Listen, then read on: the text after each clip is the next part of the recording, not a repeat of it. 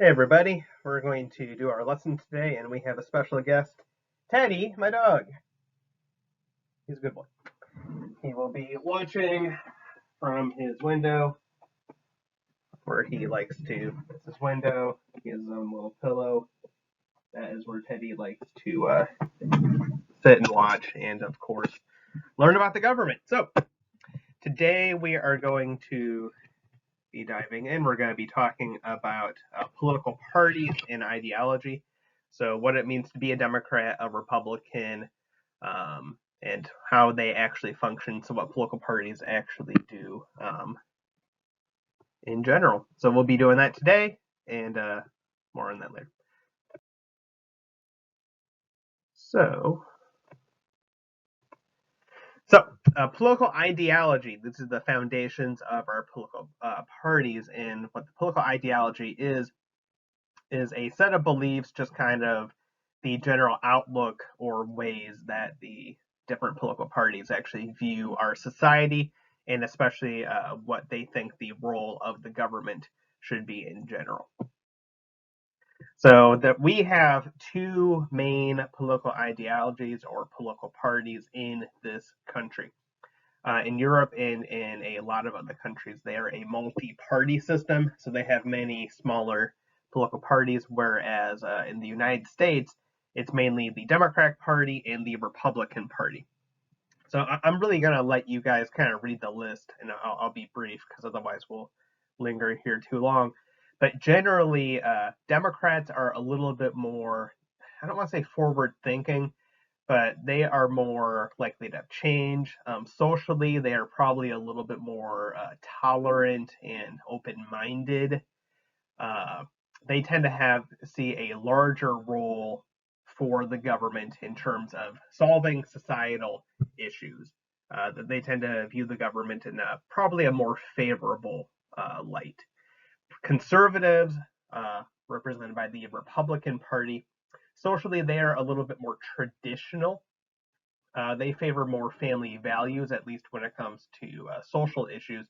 And then economically, Republicans want to have a more laid back or hands off government. So Republicans in general want to have a more limited government that has less of a role in their life. So Republicans usually tend to favor lower taxes, less government involved in society.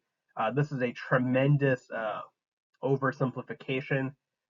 There are different Republicans and different Democrats, but these are kind of the big differences between them. And the thing I would point out is you can measure American politics largely on a political spectrum. So you have in the middle, this is where your moderates are. Most Americans are actually moderate. About 80% of Americans, sometimes 90% of Americans, do favor one party over the other, but most Americans are not extreme, are not very liberal or very conservative. Liberals and Democrats are on the left, conservative Republicans are on the right. And you have a weird kind of phenomenon in American politics where a lot of our elected officials are actually on the ends of the spectrum, whereas most Americans are in the middle.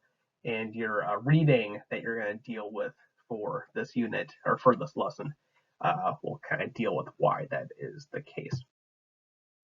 I'll skip that right now. There's also two other ideologies, which are actually the libertarians are more conservative, the socialists are more liberal. Libertarians want to have almost no government whatsoever involvement in American society.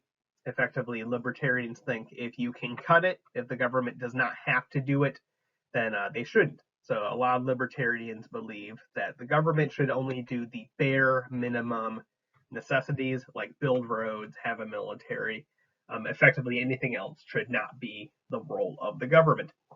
Socialist, on the other hand, Bernie Sanders, by the way, is a socialist. This guy, FYI, is Rand Paul. He is a senator from Kentucky. He is a libertarian. But Bernie Sanders and Elizabeth Warren and other people who are more socialist, they are more extreme Democrats, and they think that the government should have a much, much, much, much bigger role in society, especially when it comes to regulating the economy. that is what they tend to favor. Now, this map kind of shows you which states are kind of dominated by which political party. Blue, of course, being Democrat, red, of course, being Republican.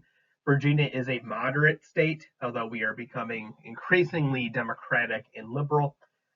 When I was in high school, not too long ago, Virginia was actually more of a conservative state. So these things do change over time as population shifts.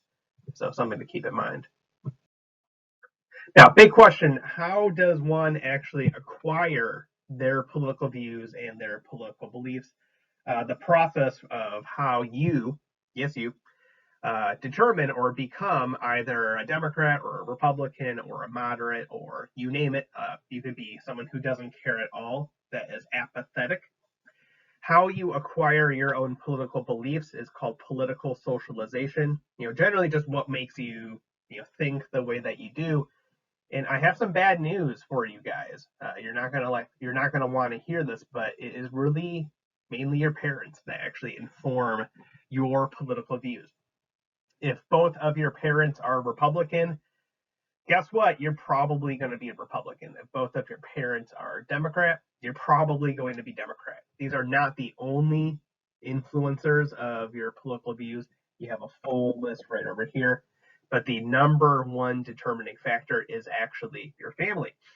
Or you could be like me, which had one of my parents was one ideology and one parent was the other. And then I guess it's up to you to determine your own mind. But it is not as coincidental as you would like to imagine.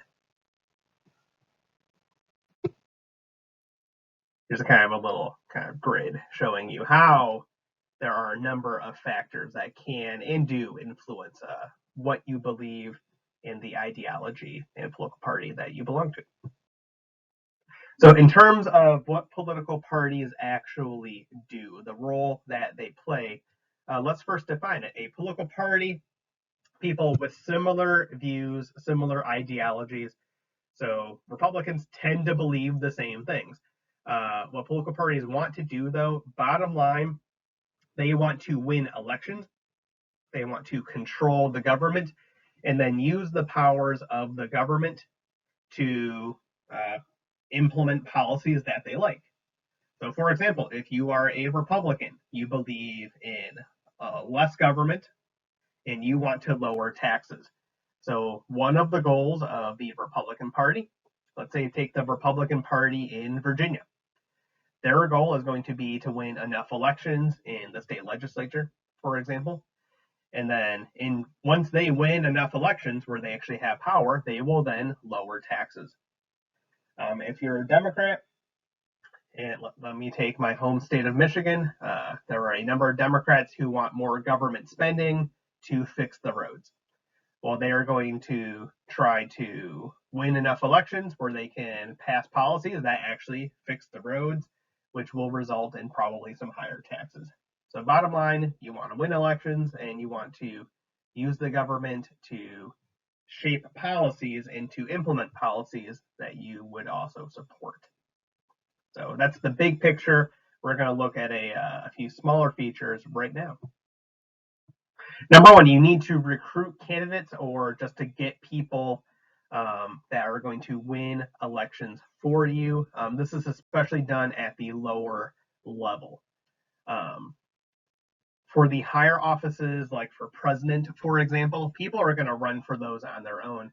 But for smaller offices, the political parties will literally find people that they think could win elections, recruit them, and then try to actually help them to win.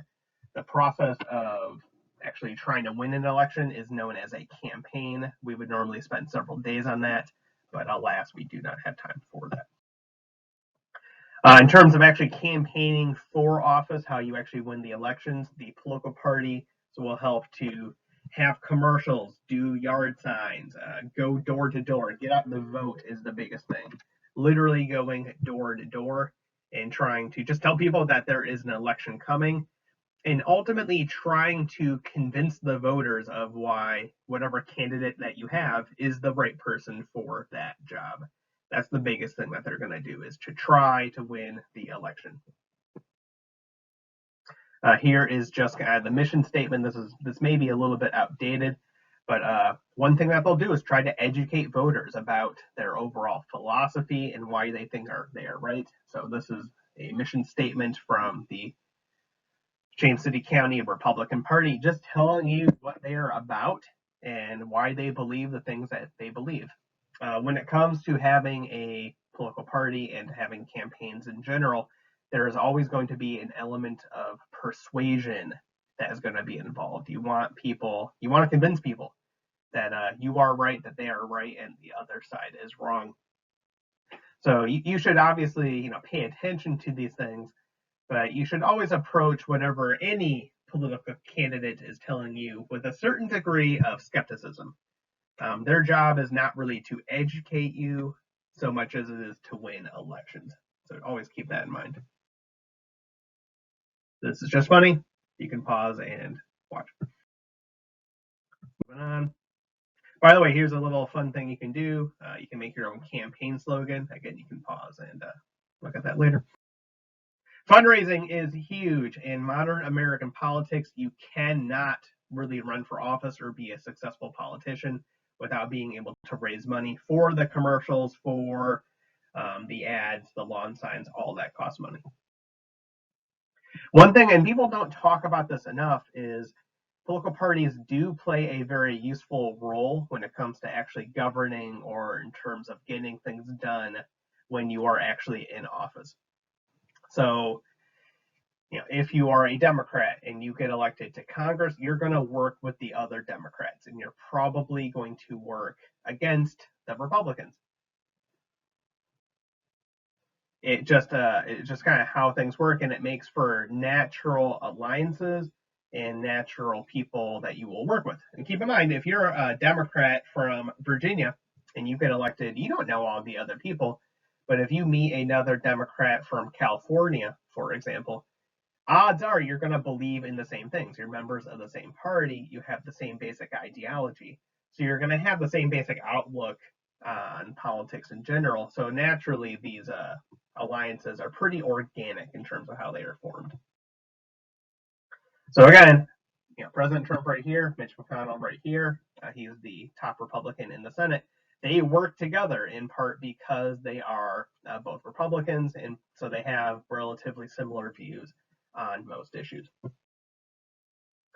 Same example over here, Nancy Pelosi, top Democrat in the House, working with other Democrats, again, because they share similar ideologies. Last thing, in terms of what parties do, serving as watchdogs. So they are going to look at and examine the actions of the other political party. And when they see anything that strikes them as shady or out of line, they're going to call it out. They're going to raise awareness to it to make sure people are aware of it. If you remember the muckrakers from your history class, same basic idea. So we're actually going to call it there for the day. Actually, I got one more thing I want to hit on before we part. Third parties, I'll leave this up here. You can kind of read this at your leisure. We talked about this already. This is the big thing right here, and this is where I will leave you. And this is without question the biggest issue going on in American politics today. Over the past, especially I would say 10 years or so, American politics has become much, much, much more polarized. And what does that mean? So here's our political spectrum over here. So liberals over here, extreme liberals, extreme conservatives over here. Keep in mind, most Americans actually fall somewhere in the middle, but you wouldn't really know that if you follow media or if you follow any of the discourse that's going on. American politics has become much angrier, much more partisan, meaning you favor one party over the other, and we see much, much, much less compromise.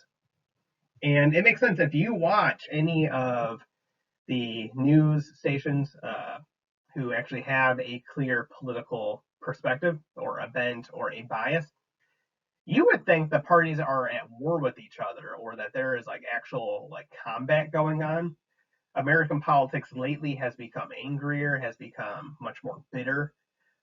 much less respectful. And I'm sure you guys have grown up with this and you've probably noticed it. So something just to keep an eye out for, something I would urge you is, even if you have someone that you disagree with, I would very much urge you to be respectful, to listen to the other side, even if you don't agree with them.